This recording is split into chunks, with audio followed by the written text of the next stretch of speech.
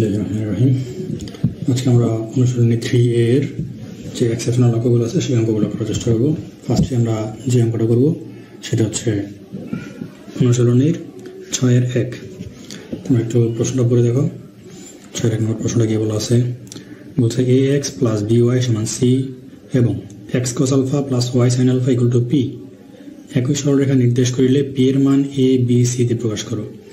তাহলে যদি দুটো সমীকরণ একই সরলরেখা নির্দেশ করে তাহলে আমরা কি লিখতে পারি, আমরা আগে লিখি যেগুলো দেওয়া আছে সেগুলো আগে লিখি। তাহলে আমরা করতেছি অনুশীলনীর 6-1 গিভেন কি কি দেওয়া আছে দেখো, ax প্লাস by সমান c, এটাকে দিলাম আমরা 1 নং সমীকরণ। আরেকটা দেওয়া আছে x cos alpha plus y sin alpha equal to p, এটা বলা আছে 2 নং সমীকরণ। যদি 1 এবং 2 নং এই দুটো সমীকরণ একই রেখা নির্দেশ করে, 1 ও 2 নং সমীকরণ, 1 ও 2 নং সমীকরণ একই রেখা নির্দেশ করলে, একই রেখা নির্দেশ করলে আমরা লিখতে পারবো এর এক্সের সহগ আর এর এক্সের সহগ, এদের এক্সের সহগের অনুপাত সমান ওয়াইয়ের সহগদের অনুপাত সমান এদের কনস্ট্যান্টগুলোর অনুপাত, অর্থাৎ এক্স এর অনুপাত cos আলফা এর এক্স এর অনুপাত a সমান এর ওয়াইয়ের অনুপাত sin আলফা এর ওয়াইয়ের সহগ b, এর কনস্ট্যান্ট হলো p আর এর কনস্ট্যান্ট হলো c। তাহলে আমরা এরকম কিন্তু লিখতে পারি, দুটো সমীকরণ দেওয়া আছে ax প্লাস by সমান c, আর একটা দেওয়া আছে x cos alpha plus y sin alpha equal to p। এর যে এক্সের সহগ সেটা cos আলফা, এর যে এক্সের সহগ সেটা a, সেই জন্য cos আলফা বাই a।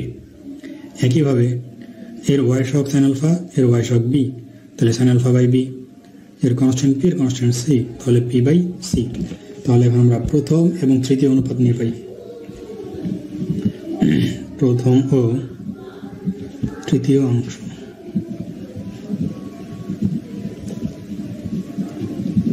তাহলে আমাদের কি আসবে, cos আলফা বাই a সমান p বাই c। তাহলে এখান থেকে লেখা যাবে cos আলফা সমান a p বাই c। একইভাবে আমরা যদি দ্বিতীয় এবং তৃতীয় অংশ নেই, তাহলে দ্বিতীয় ও তৃতীয় অংশ নিয়ে পাই, তাহলে আমরা পাবো sin আলফা বাই b সমান p বাই c। এখান থেকে লেখা যাবে কি sin আলফা সমান bp বাই c। এটাকে দিয়ে রাখলাম 3 নং, এটাকে দিয়ে রাখলাম 4 নং। এখন 3 এবং 4 বর্গ করে যোগ করে দিলেই আমাদের অঙ্কটা শেষ হয়ে যাবে। 3 ও 4কে বর্গ করে যোগ করি, তাহলে কি আসবে, cos square alpha plus sin square alpha, এখানে থাকবে কি a square p square by c square plus b square p square by c square, sin square plus cos square, এটার মান তো 1, তাহলে আমরা বাম পাশে লিখতে পারবো 1।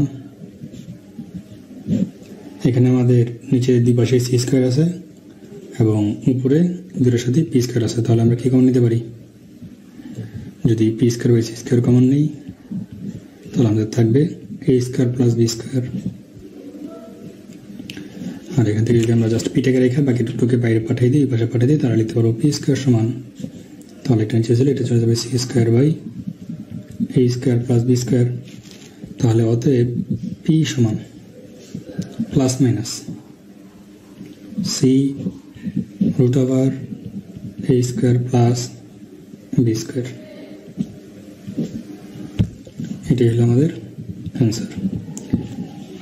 বলছিল যে এই দুটো সমীকরণ যদি একই লেখা নির্দেশ করে তাহলে p এর মান নির্ণয় করার জন্য, তাহলে আমরা এই যে p এর মান বের করে ফেলছি, p এর মান আসবে plus minus c divide by root over a square plus b square. এরপর আমরা যে অঙ্কটা করবো সেটা হচ্ছে 10-1। একটা প্রশ্ন পড়ে দেখো কি বলছে, একটি সরলরেখার অক্ষদের মধ্যবর্তী খণ্ডিত অংশ 2-3 বিন্দুতে সমদ্বিবিভক্ত হয়, আমার সমীকরণ নির্ণয় করো। তাহলে আমরা 10-এর 1 করতেছি, 10-এর 1। তাহলে এরকম একটা বলা হচ্ছে x অক্ষ এবং y অক্ষ এদের মাঝখানে কোন একটা বিন্দু দেওয়া আছে আমাদের, সেই বিন্দুটার কথা বলা আছে 2, 3। বলছে এই 2, 3 বিন্দুতে এই অক্ষদের মধ্যবর্তী খণ্ডিত অংশটা সমদ্বিবিভক্ত হয়েছে, অর্থাৎ সমান্তরাল দুটো ভাগে ভাগ হয়েছে।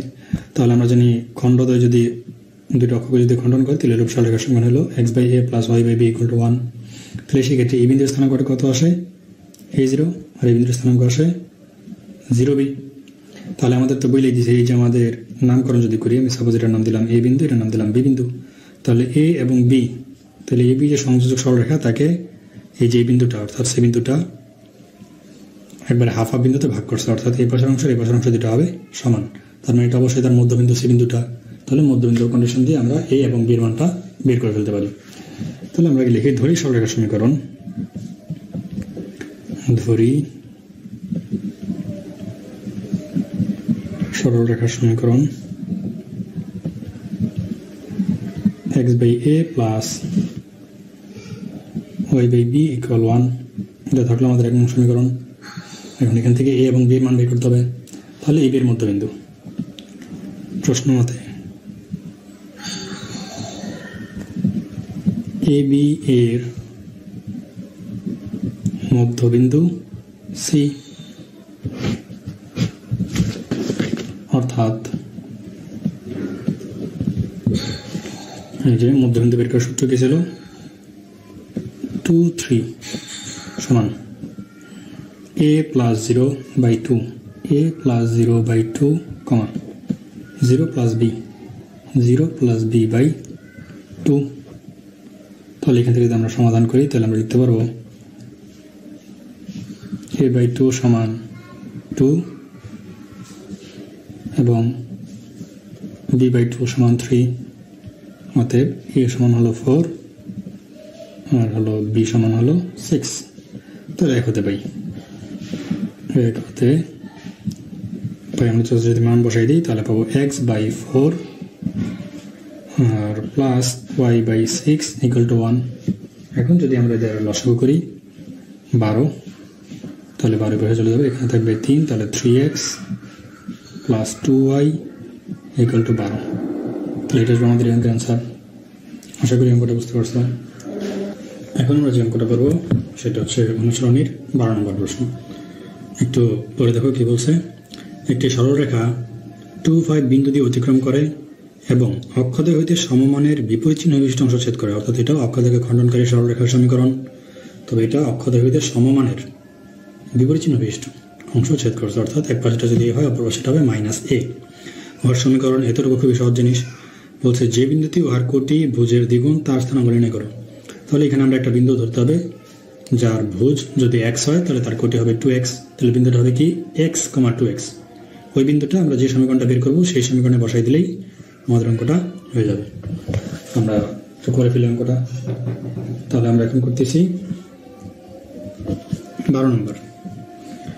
ওকে, তাহলে আমাদের বলা আছে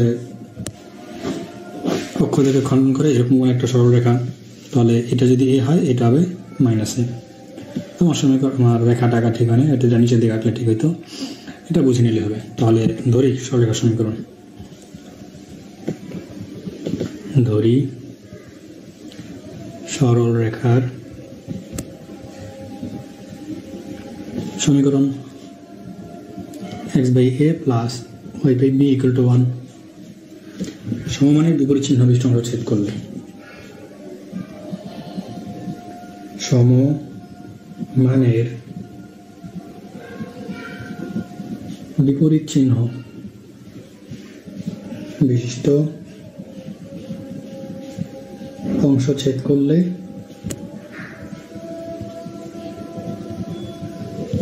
আমরা কি লিখতে পারবো?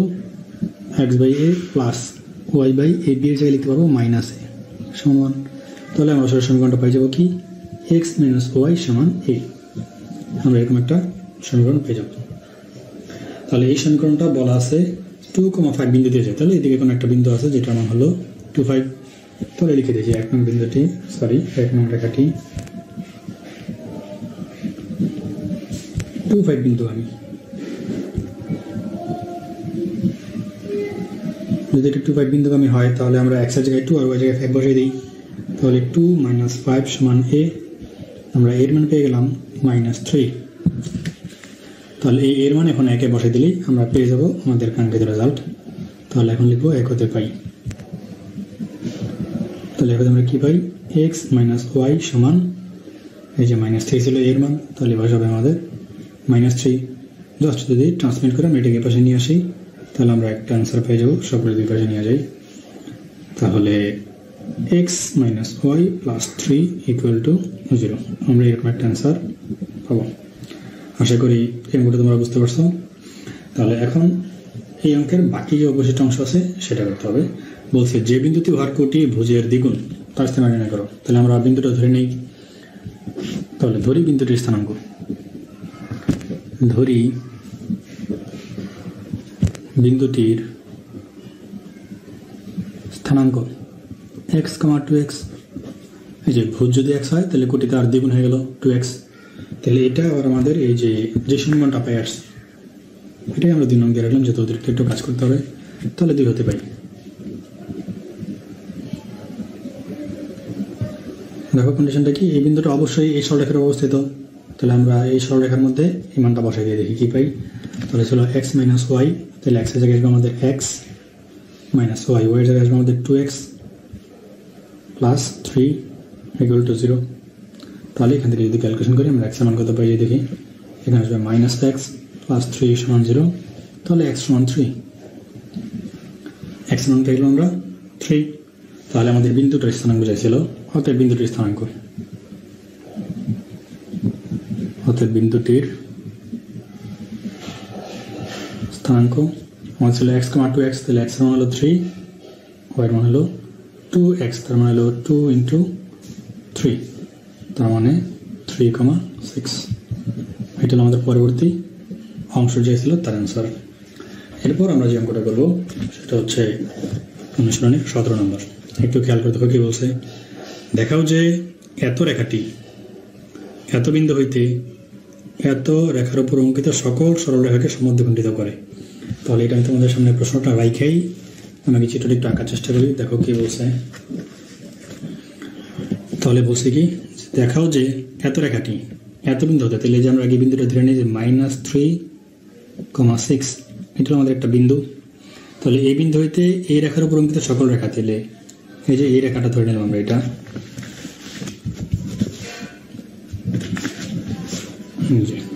তাহলে এই বিন্দু থেকে এই রেখা যত রেখা আঁকা যায় আমরা আঁকলাম, অনেকগুলো রেখা আঁকতে পারি, এখন 3টা রেখা আঁকলাম। তাহলে এই যে রেখাটা দেওয়া আছে, রেখাটা কোনটা, এইটা x - 2y - 5 = 0। তাহলে x - 2y - 5 = 0। এখন বলছে যে -3,6 বিন্দু হতে এত রেখার উপর অঙ্কিত সকল সরলরেখাকে সমদ্বিখণ্ডিত করে একটা রেখা, যার মান কত, x - 2y + 5। তাহলে এই যে এরকম একটা রেখা, তাহলে x - 2y + 5 = 0। তাহলে বলা হচ্ছিল -3,6 বিন্দু, এই যে বিন্দু, এই বিন্দু হতে এই রেখার উপর যতগুলো সরলরেখা টানা যাক না কেন প্রত্যেকটা সরলরেখাকে এই যে এই রেখাটা সমান দুই ভাগে ভাগ করে দিচ্ছে, অর্থাৎ অর্ধেক করে দিচ্ছে। তাহলে আমরা খুব ইজিলি করে ফেলতে পারি। এই রেখা থেকে এই রেখার দূরত্ব বের করবো, এই রেখা থেকে এই রেখার দূরত্ব বের করবো। একটা দূরত্বকে যদি একটা দূরত্ব দিয়ে ভাগ করে দিই তাহলে আমরা দেখলে হবে যে একটা অর্ধেক কি না। তাহলে আমরা এখন করতেছি 17 নম্বর। তাহলে আমরা আগে -3,6 হতে আগে এই যে আমাদের যে মেন রেখা সেই রেখা দূরত্ব বের করে ফেলি। x - 2y - 5 = 0। রেখার লম্ব দূরত্ব, তাহলে আমরা ডিস্টেন্স নিলাম d1। তাহলে দূরত্ব d সমান কি, ax1 + by1 + c। তাহলে a কত আমাদের 1, কারণ x এর সাথে কোনো সহগ নাই। x1 এর মান কত, -3, তাহলে 1 × -3 ax1 + by1। তাহলে এখানে ছিল আমাদের -2 × 6 - 5 ডিভাইড বাই √a² + b²। তাহলে 1 + 2² করলে আমাদের 4। এখানে মোট লস থাকবে, মানটা যাতে মাইনাস না আসে। তাহলে এখান থেকে আমরা যেটা পাবো, নিচে থাকবে √5, এখানে আসতেছে -3, এখানে আসবে -6 × 2 = 12, এখানে আসবে -5, তাহলে আমরা পাবো 12, 13, 14, 15, 16, 17, 20, তাহলে 20 √5। তাহলে এটাকে যদি আমরা ভাঙাই লেখা যাবে 4 √5।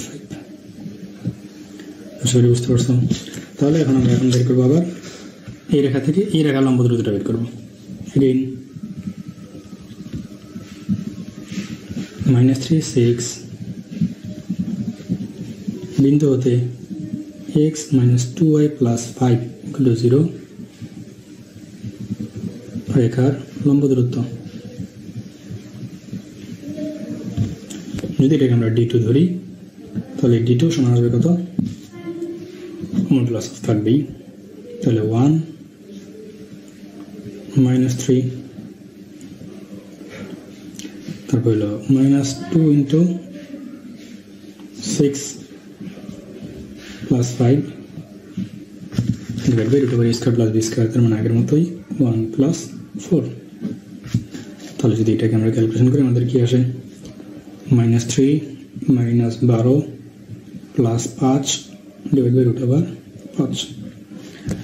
তাহলে 12, 13, 14, 15 থেকে যদি 5 আমরা বাদ দিই তাহলে থাকবে 10, তাহলে 10 √5। আর এটাকে ভাঙায় লেখা যাবে 2 √5।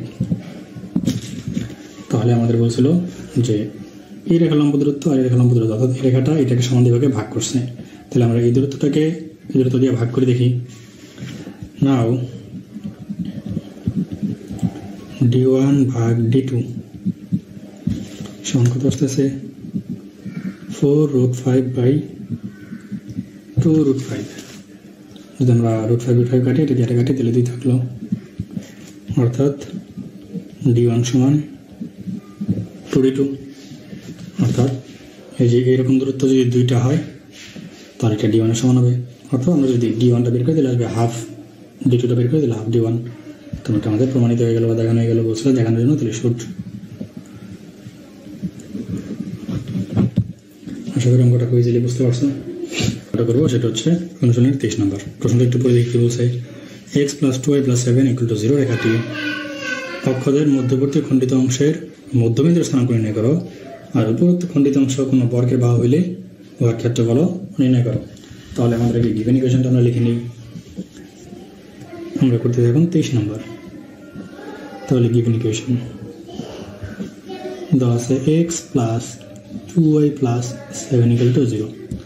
যেহেতু আমাদের এরকম একটা জিনিস নিয়ে কাজ করতে হচ্ছে, অক্ষদের খণ্ডিত অংশ নিয়ে, তাহলে আমরা আগে যেটা করব সেটা হলো কী পরিমাণ অংশ ছেদ করছে এটা বের করে ফেলি। যেহেতু সমীকরণ আমাদের জানা আছে, তো এটাকে ফরম্যাটে বানিয়ে নিই। তাহলে কি আসবে? x + 2y = -7।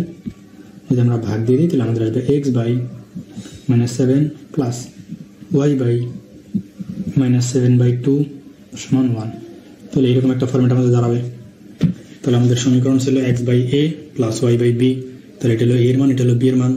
তাহলে এর মান আমরা পেয়ে গেলাম -7, 0, আর b মান পেয়ে গেলাম আমরা 0 -7/2। আশা করি এটা বুঝতে পারছো কীভাবে আমরা বের করে ফেলছি। ধরে নিলাম এটা a বিন্দু, এটা b বিন্দু। এখন বলছে যে a এবং b বিন্দুগুলো তোমরা পেয়ে গেছে, মধ্যবিন্দুটা বের করতে বলেছে যে f এর মধ্যবিন্দু কত বের করো। তাহলে ধরে নিলাম এর মধ্যবিন্দু c xy। তাহলে ab এর মধ্যবিন্দুর স্থানাঙ্ক, অতএব ab এর মধ্যবিন্দুর স্থানাঙ্ক, তাহলে মধ্যবিন্দুর স্থানাঙ্ক আমরা ধরে নিয়েছি xy। তাহলে xy সমান কি আসবে? -7 + 0/2, 0 -7/2/2। তাহলে আমরা পাই যাবো -7/2, -7/4। তাহলে এটা আমাদের একটা অ্যান্সার। এখন আমাদের চাইছিল যে খণ্ডিত অংশের মধ্যবিন্দুর স্থানাঙ্ক নির্ণয় করো। তাহলে আমরা পাইলাম -7/2, -7/4। আর একটা অংশ পাওয়া ছিল যে এই যে খণ্ডিত অংশ, এই খণ্ডিত অংশ যদি একটা বর্গের বাহু হয় তাহলে তার ক্ষেত্রফল কত? এই যে সাপোজ এটা আমাদের একটা বর্গের বাহু, এই যে আমাদের বর্গটা হয়ে গেল, তাহলে এই বর্গের ক্ষেত্রফল কত সেটা বের করতে বলছে। তাহলে আমরা জানি যে এ যদি একটা বাহু হয় তাহলে বর্গের ক্ষেত্রফল কি? বাহু স্কোয়ার, তাহলে এবি স্কোয়ার। তাহলে আমাদের জাস্ট এবির দূরত্বটা বের করতে হবে। তাহলে এবি এর দৈর্ঘ্য তাহলে এই ভিতরে বের করে আমরা x - x1 এই ফর্মুলা ব্যবহার করতেছি √(x - x1) হচ্ছে ab সমান তাহলে কত x - x1 whole square plus y minus y এর মান হলো 0 y1 তাহলে হলো মাইনাস মাইনাস মাইনাস হলো প্লাস 7/2 হোল স্কয়ার। তাহলে এটা যদি আমরা একটু ক্যালকুলেশন করি তাহলে এটা হবে 7/49 প্লাস এখানে যদি আমরা পাই তাহলে এখানে পাবো 7/49/2 এই হলো √। তাহলে এখান থেকে আমরা মানটা পাই যাবো এ বি এর মান 245/4 তাহলে আসবে 245/4 অতএব বর্গের ক্ষেত্রফল এটা হলো বর্গের মান এ বি এর দৈর্ঘ্য যেহেতু অতএব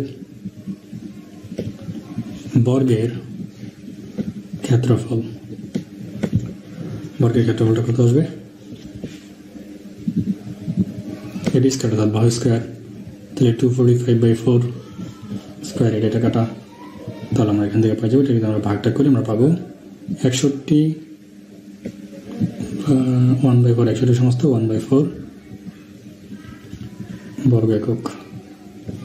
তাহলে আশা করি অঙ্কটা বুঝতে পারছো। এরপরে আমরা যে অঙ্কটা করবো সেটা হচ্ছে 26 নম্বর। এটা খুব ইন্টারেস্টিং একটা অঙ্কটা একটু পড়ে দেখো। বলছে এ এইচকে এবং এ এইচকে বিন্দুটি এত রেখার উপর অবস্থিত এবং বি কে এইচ বিন্দুটি এত রেখার অবস্থিত তাহলে এ বি এর সমীকরণ নির্ণয় করো। তাহলে আমাদের এ এবং বি নামক দুইটা বিন্দু দেওয়া আছে, আমাদের এখান থেকে আগে এ এবং বির স্থানাঙ্কটা বের করতে হবে। তাহলে 26 নম্বর, তাহলে এ এইচকে বিন্দুটি 6x - y = 1 রেখার উপর অবস্থিত।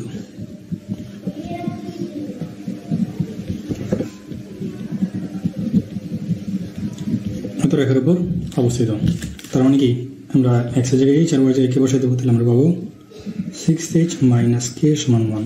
এটাকে আমরা 1 নং সমীকরণ দিয়ে রাখলাম। সিমিলারভাবে আমাদের আরেকটা বিন্দু দেওয়া আছে b k h বিন্দুটি 2x - 5y = 5 রেখার উপর অবস্থিত।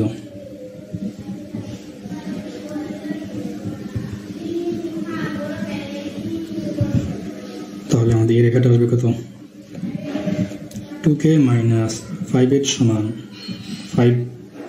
তাহলে আমরা যেহেতু ইকুয়েশন সমাধান করবো ইকুয়েশন সমাধানের জন্য আমরা এজগুলো যদি এক পাশে নিয়ে আসি এটাকে ভাবে লেখা যাবে জাস্ট একটু ডান বামে সাজাইলে প্লাস 2k = 5 এটা 2 নং।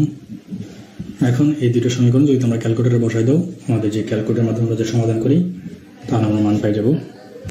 এখানে লেখা 1 ও 2 সমাধান করে পাই 1 ও 2 সমাধান করে পাই। যদি সমাধান করো তাহলে h এর মান পাবে 1 আর k এর মান পাবে 5। h এর মান 1 k এর মান 5। তাহলে এখন তো আমরা a এবং b বিন্দু সহজে পেয়ে যাব। অতএব a বিন্দু ছিল hk, তাহলে hk মান হলো 1 5 ও b ছিল kh 5 1 5 1। তাহলে বলছে a b এর সমীকরণ, তাহলে a ও b এর সংযোগ রেখার সমীকরণ।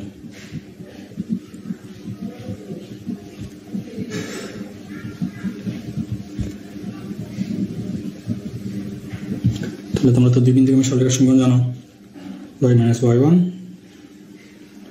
Sorry x1 - x2।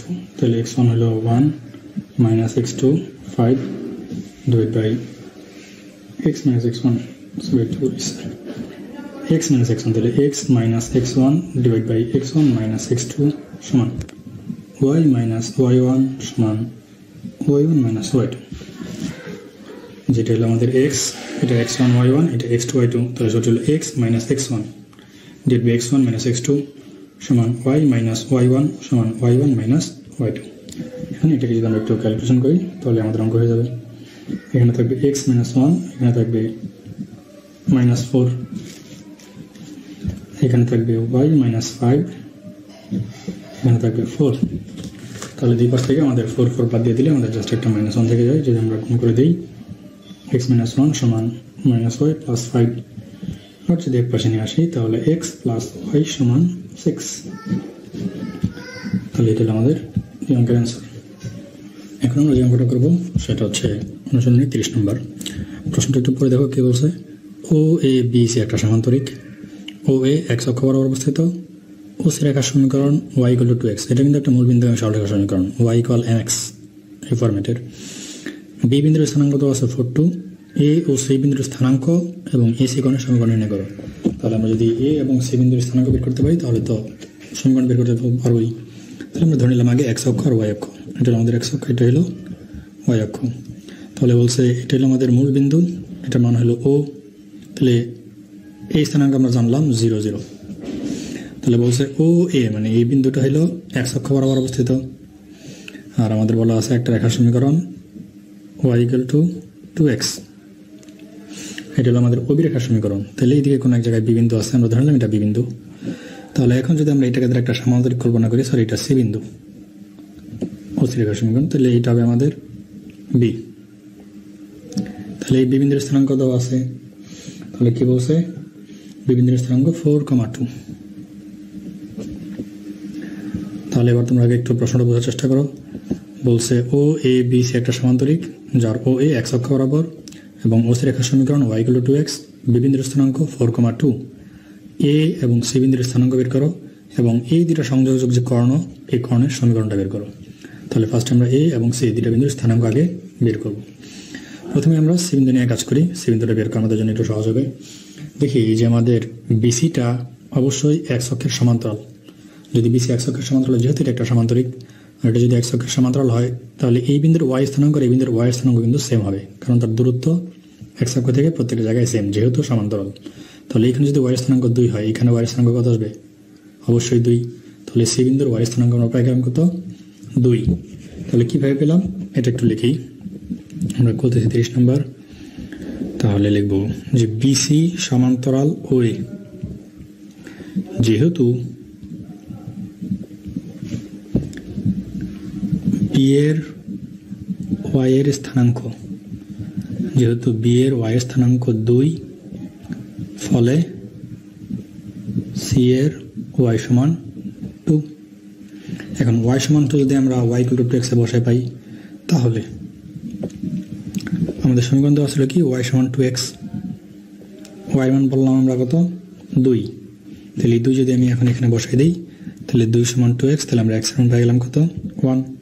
তাহলে আমরা বিন্দুটা পাই গেলাম কত? 1। x এর মান 1, y এর মান 2। তাহলে আমরা সি বিন্দুর স্থানাঙ্ক পাই গেলাম 1,2।